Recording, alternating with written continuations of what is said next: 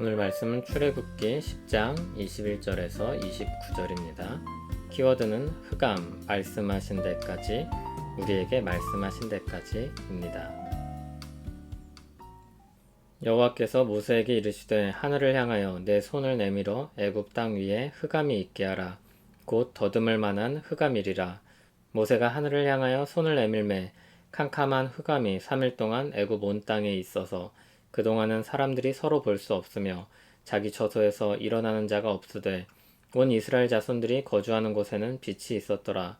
바로가 모세를 불러서 이르되 너희는 가서 여호와를 섬기되 너희의 양과 소는 머물러 두고 너희 어린 것들은 너희와 함께 갈지니라. 모세가 이르되 왕이라도 우리 하나님 여호와께 드릴 제사와 번제물을 우리에게 주어야 하겠고 우리의 가축도 우리와 함께 가고 한 마리도 남길 수 없으니 이는 우리가 그 중에서 가져다가 우리 하나님 여호와를 섬길 것임이며 또 우리가 거기에 이르기까지는 어떤 것으로 여호와를 섬길는지 알지 못함이니이다 하나 여호와께서 바로의 마음을 완악하게 하셨으므로 그들 보내기를 기뻐하지 아니하고 바로가 모세에게 이르되 너는 나를 떠나가고 스스로 삼가 다시 내 얼굴을 보지 말라. 내가 내 얼굴을 보는 날에는 죽으리라. 모세가 이르되 당신이 말씀하신 대로 내가 다시는 당신의 얼굴을 보지 아니하리이다. 아멘. 오늘은 9번째 재앙입니다. 재앙들은 일종의 패턴을 가지고 있습니다. 새 재앙이 한 묶음처럼 진행이 됩니다. 표로 정리해보면 이렇습니다. 첫 번째, 네 번째, 7번째 재앙 때 하나님께서는 아침에 모세와 아론을 부르십니다. 그리고 각각의 재앙을 경고하게 하십니다. 그리고 두 번째, 다섯 번째, 여덟 번째는 재앙의 경고를 가지고 바로에게 가라 명령하십니다. 세 번째, 여섯 번째, 아홉 번째 재앙은 경고가 없습니다. 그리고 뒤로 갈수록 재앙의 피해는 심각해집니다. 장자의 죽음이 그 심각한 피해 중에 절정입니다. 오늘은 절정의 바로 전인 흑암 재앙입니다. 경고 없이 모세를 통해 애굽 땅에 흑암을 내리십니다. 흑암은 3일간 이어졌고 사람들이 서로 볼 수 없을 정도의 어둠이었습니다. 그러나 이때에도 이스라엘 사람들이 거주하고 있는 곳에는 빛이 있었습니다. 바로는 이번에는 기가 꺾여서 이전에 말했던 요구 조건들을 적극적으로 수용합니다. 모든 사람이 가게 합니다. 그런데 아직도 그에게는 미련이 남아 있습니다. 그래서 양과 소는 두고 가라고 합니다. 하지만 모세는 더 많은 것들을 요구합니다. 바로가 제사를 위해 번제물을 주어야 하고 이스라엘 가축은 가축대로 데려가겠다고 합니다. 바로는 마음을 여는 듯 하다가 다시 닫아 버립니다.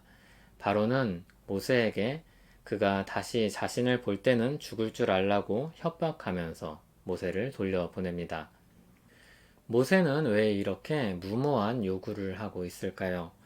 적당한 수준에서 타협하고 정리하고 떠났다면 어땠을까요?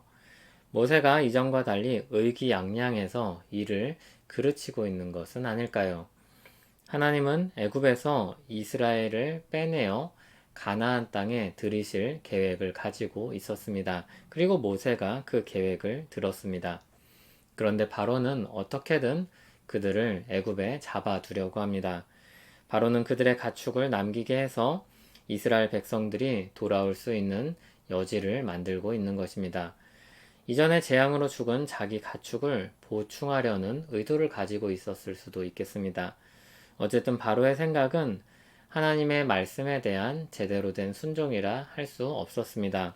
그것은 하나님께서 이루시겠다고 하신 말씀과 달랐습니다. 모세에게 이것이 가장 문제가 되는 것입니다. 모세는 어느 정도 선에서 만족하는 게 아니라 하나님께서 말씀하신 데까지 그것을 이루실 때까지 충성스럽게 자기 역할을 하는 것입니다. 이 정도면 충분하다. 바로가 이 정도 양보했으면 대단한 거다. 이렇게 자기 식대로 판단하고 거기서 머무르지 않는 것입니다. 그는 하나님께 부름받아 수종드는 종이었습니다. 그런 인식을 철저하게 가지고 있었습니다. 그래서 강력한 바로 앞에서 여러 재앙들을 통해 그의 길을 꺾어 놓았다고 해서 교만하여서 자기를 앞세우지 않았습니다. 내가 생각할 때 이 정도면 충분하다 하고 그치지 않은 것입니다. 하나님의 말씀이 이루어지는 것에 초점을 두고 아직 아니라는 것을 확인하고 돌아가게 됩니다. 모세는 하나님께서 말씀하신 데까지 가는 겁니다. 우리가 이 말씀을 생각할 때 우리가 가야 할 말씀하신 데까지는 어디일까요? 이런 것이 말씀에 대한 적용이라고 할 수는 없을 것 같습니다. 내가 계획한 일이 이루어질 때까지, 내가 마음에 둔 일이 성취될 때까지, 내가 꿈꾸는 일을 이루기까지 끝까지 가야겠다. 이런 것은 이 말씀과 별개의 일입니다. 물론 주님 안에서 용기와 힘을 얻어 견디고 힘을 내어서 살아갈 수는 있을 것입니다. 그러나 이 말씀에 따른 적용이라고 할 수는 없을 것입니다. 그러면 이 말씀에 따른 적용은 무엇일까요? 분명하게 드러난 말씀하신 데까지는 어디일까요? 그것은 우리를 향한 사랑과 구원 역사일 것입니다. 주님은 아버지께서 일하시니 나도 일한다 말씀하셨습니다. 그리고 주님은 사람들을 사랑하시되 끝까지 사랑하셨습니다. 하나님은 잃은 양과 같은 자기 사람들을 찾아내기까지 찾아다니시는 분이십니다. 잃어버린 드라크마를 찾아내기까지 부지런히 찾듯이 찾으시는 분입니다. 자기 아들이 돌아오기까지 애타는 마음으로 기다리시는 분입니다. 그러면 우리에게 분명하게 드러난 말씀하신 데까지는 어디입니까? 우리 구원이 완성에 이르기까지, 그리고 우리 곁에 있는 사람들이 구원에 이르기까지입니다. 그 일이 이루어지기까지 우리는 포기하지 말고 끝까지 기다리며 수고해야 합니다. 모세가 보인 용기와 충성은 그분의 백성을 건져서 약속하신 곳에 이르기까지 맡겨진 인도자의 역할이었습니다. 우리 인생이 그렇게 고귀한 일에 쓰임받고 있음을 기억하시기 바랍니다. 또 우리 자신이 그 은혜의 수혜자임을 잊지 마시길 바랍니다. 우리는 하나님 안에서 인생의 목적을 찾은 사람들입니다. 하나님 안에서 인생의 가치를 발견하는 사람들입니다. 그런 사람으로서 오늘 주어진 삶을 힘써 살아가는 우리 되길 소원합니다. 하나님 아버지, 우리를 찾아 구원하시기까지 쉬지 않으시는 은혜로 말미암아 우리가 천성을 향해 가는 길 위에 섰습니다. 우리를 향한 끝없는 사랑이 우리를 목적지에 이르게 할 줄 믿습니다. 죽기까지 우리를 사랑하신 예수 그리스도의 은혜를 찬송합니다. 우리가 그 은혜 안에 있음을 기억하게 하옵소서.